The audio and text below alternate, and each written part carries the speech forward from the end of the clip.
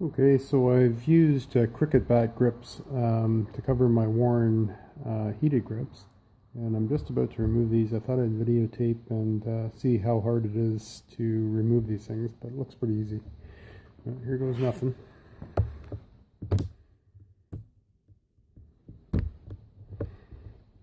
Just trying to get underneath the edge there, see what happens. Yeah.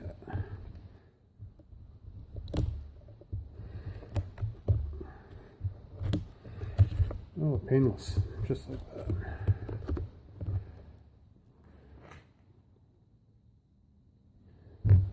You can see how worn the original grips were, almost smooth.